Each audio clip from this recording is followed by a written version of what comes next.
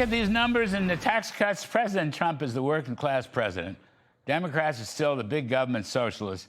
And I'm going to tell you, the midterm election coming up is going to it's going to be a lot different than what the consensus geniuses are telling us. Joining us about this, Concha, Fox News contributor, Caroline Downey, National Review columnist. Welcome to both of you. About $100 billion tax cut.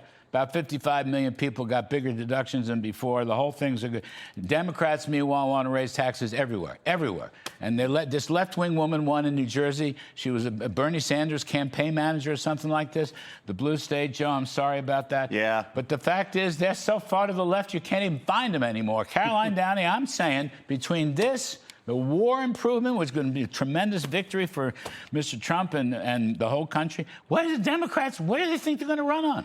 I don't know, but they're off the cliff, like you said, Larry. And, you know, there is some infighting within their Democratic Party apparatus because apparently some of them are floating tax cuts like what Trump proposed. Really? Well, yes, because they realize it is a boon for Main Street, not just Wall Street, especially the tax on tips idea and no tax on overtime. I mean, those actually generated real returns for a lot of average Americans. And not the billionaires, but the service workers, the bus boys, the bartenders, the ones who are the bellhops. I mean, that's the bedrock of America, if you think about it. So there is actually, I'm hearing from the inside that some Democrats are considering getting on that bandwagon. Probably too little, too late, not very genuine. As far as Iran goes, and the way that this absolute masterstroke from President Trump to turn the situation around, it's unbelievable. The blockade. Yes. The blockade. The blockade. The reckless strategy that Democrats were fear-mongering about has now sent oil prices plummeting because it turns out that a high-pressure campaign works. It works if you take away their one major piece of leverage,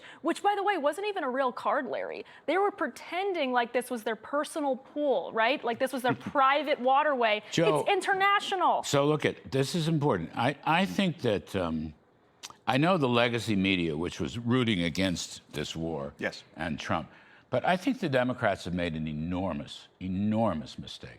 Because when the dust clears, it is now clearing, and the blockade was an act of genius, and we brought them to their knees.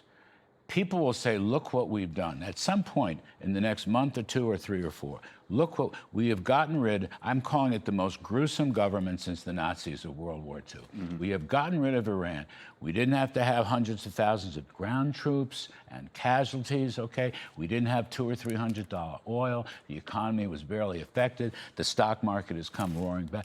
People are going to look at this and say, he did this. He led this. Okay, and that is a sleeper issue in this midterm campaign. I don't see anybody writing about it. Donald Trump is the most transformative president of my lifetime. Yes. I know you worked for Reagan. Yes, no, but Trump. We've never seen anything like this before. Yes, sir. And, you know, maybe I shouldn't use this word on the air, but this guy's got balls. Yes. I mean, to do what he did with Iran, not just that Operation Midnight Hammer and taking out the nuclear capabilities, but then to finish the job. And to the point around the blockade, that did two things. One, 80% of Iran's revenue is oil going in and out. He stopped that from happening. Therefore, he choked off their economy, but he also choked off China.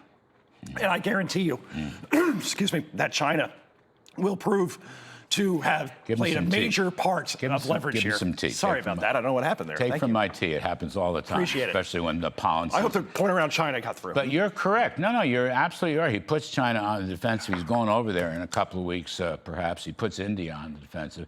I mean, we were talking in the earlier segment how the American energy is now the most important in the world. There's a reordering that's happening. We are the dependable supplier. No more games in the Persian Gulf or the Gulf of the Strait of Hormuz. And we're going to produce energy like you've never seen before, using, I might add, Venezuela and Argentina and Guyana, as well as Canada and Mexico. The world needs our energy. It gives us tremendous leverage. But coming back to the midterms, I mean, I don't know what I'm missing. I just know that you had a across-the-board tax cuts that are now hitting. Now, you can argue, as I have, that the Republicans haven't done enough selling and marketing. Okay, but you're actually getting the money now. It's coming in. Right. That's important. And getting through this war with really minimal damage and doing maximum wonderful things for the rest of the world, these are huge factors. Now, why am I not reading about this?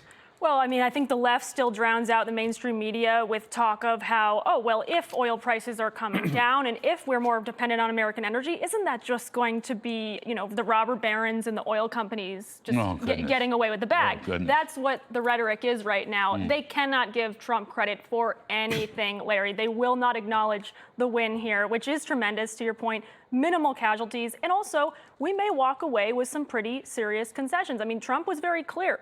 No nuclear Iran is still what our objective is. We're not going to hand them 20 million, or we're not going to hand them pallets of cash the way the Biden administration did, which ended up funding the future terrorism committed by Hamas on October 7th and all the other proxies. Actually, that whole story, I mean, we'll see how it plays out, but there may be major regime change yet. We can't be certain about that.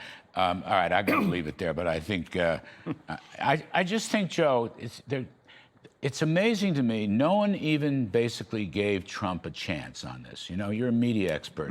My point here is even the front page, the news page of the Wall Street Journal, day after day, bad-mouthing this thing was so discouraging. Not the editorial page, but and then the rest, the New York Times and all the rest of it. I've never seen anything like it. And look how it's turned out. Look how it's turned out, you know? Look how it's turned out. In the span of 5 weeks. Unbelievable. Right. That's exactly right.